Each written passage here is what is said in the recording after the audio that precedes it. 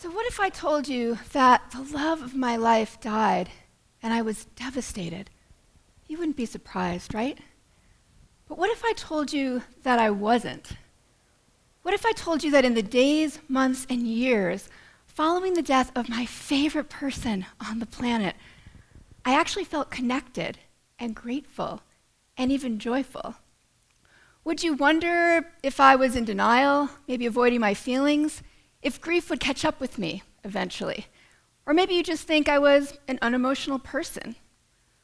Well, these are the same questions I asked myself. Why am I not heartbroken? Is something wrong with me? Am I not doing this grief thing right? Maybe some of you can relate. In July of 2011, my life partner Kate and I had just moved into a beautiful new home, and life was good. We were both involved in creative projects, community work, spiritual practice, and we both adored one another. We had known each other for about 10 years and figured we had decades ahead of us. That September, at the age of 41, Kate was diagnosed with advanced cancer. A tumor the size of a grapefruit consumed her stomach and her pancreas. What can I say? When we found out, we both held one another and sobbed. Somehow we both knew her body wouldn't survive this. The next morning, Kate said, "It's another beautiful day," just like she usually did, rain or shine. She died 12 weeks later, peacefully, at home. The moment of her death was so powerful for me that all I could do was say, "Thank you, thank you, thank you, thank you, thank you." In the town of Mount Shasta, California, where we lived, we were known as the Laughing Girls. We were both certified laughter teachers, it's a thing, and it is, and we taught people across the country how to laugh more freely and more easily by choice. So I'd love it if you would just have a taste of this. So if you're willing, please give yourself a nice deep breath and laugh it out.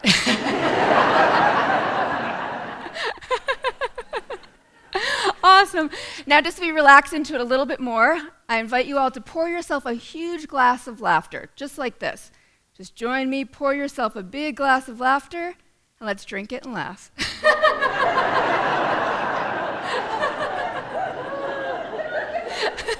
So see, you can laugh without jokes and without humor. It's really that simple.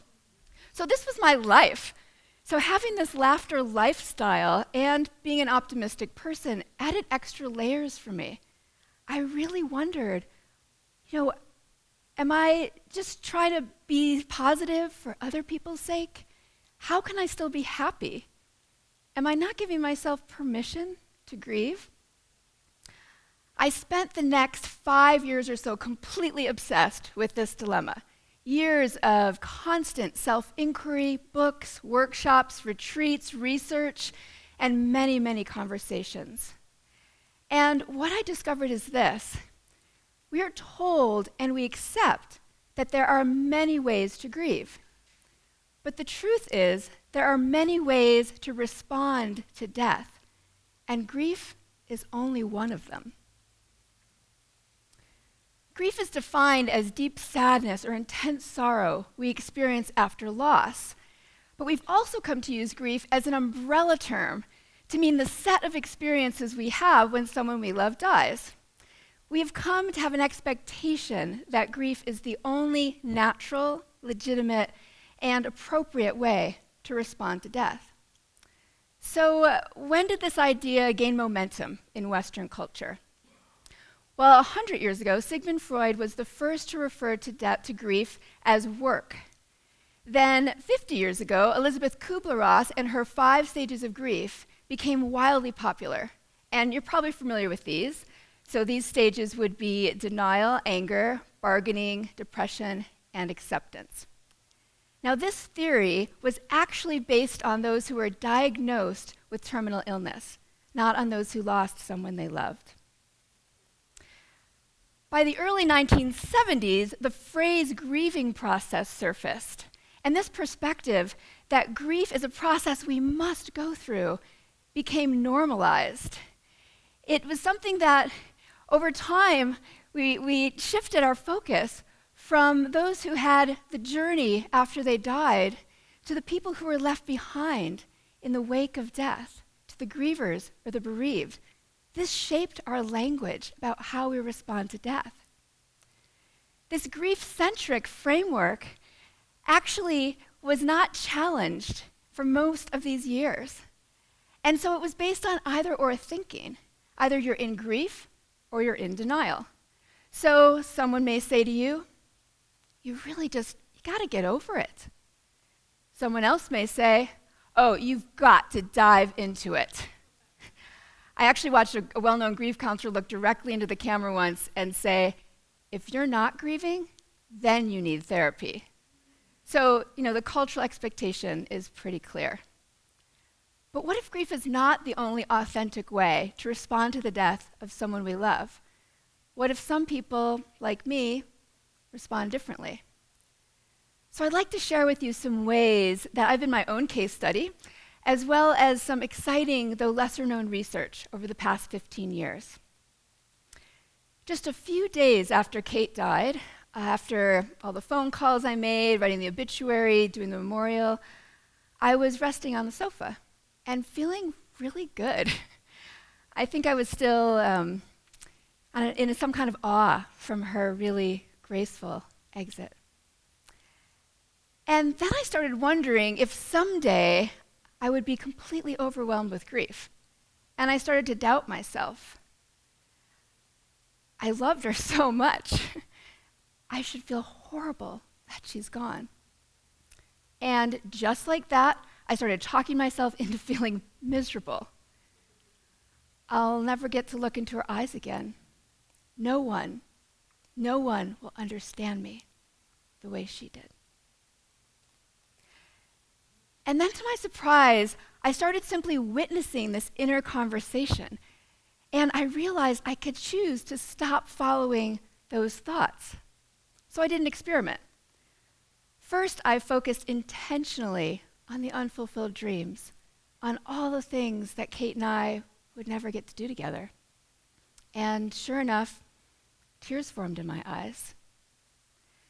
Then I chose to stop following the thoughts that focused on Kate's physical absence, and the sadness disappeared almost instantly. Through this simple experiment, I discovered that my thoughts affect my emotions so much. And because of this, I can choose how I feel. Now, I totally get, of course, that this is not some original new idea. But when it comes to death, we tend to exempt death from this option. In fact, when someone we love dies, we're taught to ignore most of the tools we already have for well-being because we believe we're supposed to grieve instead. So, this idea, when I miss Kate, I ask myself, where's my focus? On her absence or on her presence? And then I choose which thoughts I follow. The cultural norm is to focus on someone's absence. But when I focus on Kate's presence, on the essence of who she was, on the presence in my life and the impact she's made, I feel connection and gratitude. So my number one tool is asking myself, where is my focus? On absence or on presence? A few months after Kate died, I was driving home from the grocery store, and I remembered that Kate wouldn't be home when I got there. So have any of you ever done that? You go to call your mother or a friend, and then you remember, right, they died. It could be years ago, but it's kind of an awkward moment. So I caught myself remembering that I was focusing on her physical absence, and I asked myself, Jen, do you want to have a good cry? Or do you want to shift your focus? So either way, it's totally fine. In that moment, this is what I did. Even though I didn't feel happy, I chose to smile. And then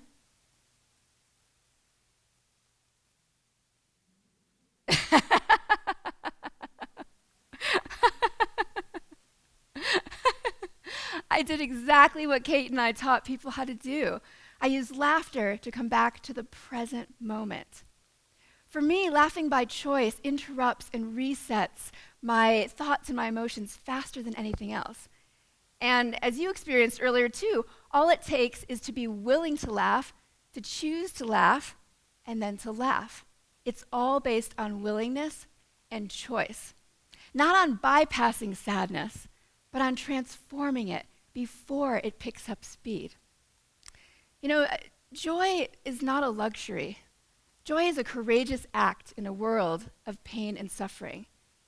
Death challenges us to find inner peace and inner joy regardless of external circumstances.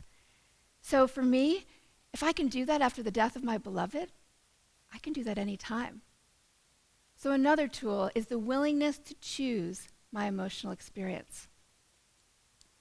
1 year after Kate died, I bought a candle to light on the anniversary of what she called her rebirth. Now, this wasn't just any candle. This was a local beeswax candle of a frog in lotus meditation position, as frogs do, with its little frog legs crossed and its frog fingers touching in a mudra. So to me, this was the perfect way to honor Kate, not just because of our shared spiritual experience and sense of humor, but because of what I overheard her saying on the phone to friends and family. In these conversations, she would say something like, well, you know, since I'm going to croak soon. Her way of inviting people to accept what was happening was with lightness and some irreverence. So I totally understood this, but still I felt the need to say to her, you know, that might be a little bit too much for people. To which she replied, what? We're all going to croak. She wouldn't let terminal cancer dampen her playful spirit or her zest for life. So, sitting alone in my living room, I lit the wick on the top of the beeswax frog's head. I watched the wax melt and the frog slowly disappear. Everybody croaks. That's exactly what I thought. How could I be sad when celebrating the essence of my sweet love? So another tool is perspective. Remembering that death itself is neutral. Sure, there's many factors that shape how we experience a loss, including who, what, where, when, why, how, all of that. And these details do, of course, influence whether we believe or consider someone's death to be tragic or graceful, premature or timely. But all of our bodies are temporary homes that will leave someday. It's true. Everybody croaks. So some people may say that I just grieve differently, that my grieving process is about connection, gratitude, and joy. But that is not grief. That is connection, gratitude, and joy. I don't have a different grieving process. I have a different response to death altogether. By spending my life cultivating connection, gratitude, and joy, doesn't it make sense I would feel connected, grateful, and joyful even after the death of the woman that I adored? As it turns out, some research over the past 15 years actually supports my experience. The perspective, temperaments, and tools we have before someone we love dies do influence how we cope and how much we grieve. So according to George Bonanno of Columbia University, the 5 stages of grief and the expectation to grieve may be unfounded. A significant number of people do remarkably well after the death of a loved one, experiencing little grief or moving through it really quickly. And they don't have delayed grief out into the future either. These studies by Bonanno and others asked what specific factors contribute to being emotionally healthy and well-adjusted after someone we love dies. Well, here's what they found. The ability to adapt and be resilient. Being more optimistic and finding the silver lining, even in hard times. having a positive worldview and a broader perspective, laughing and smiling more often, having more tools in our toolbox for well-being, and accepting death as a part of life. I believe that adjusting to the physical loss of someone we love is different than a grieving process. It's not necessarily true that we'll feel sadness and heartache. For some people it is, which is fine. But for other people like me, it might not be, which is also fine. So as you can see, calling the experiences we have after someone dies a grieving process is a misnomer at best. At worst, it's a major societal limitation that defines and even dictates how we respond. So it's important for us to see how that boxes us in and doesn't allow us to have personally authentic responses to death. Now, don't get me wrong, my hope is not to discourage the cultural permission to grieve. My hope is to encourage a cultural shift to expand our permission to respond to death however we're inclined. Imagine what it would be like if counselors and healthcare providers, family and friends stopped assuming someone was in a grieving process and just asked how they are without expectations.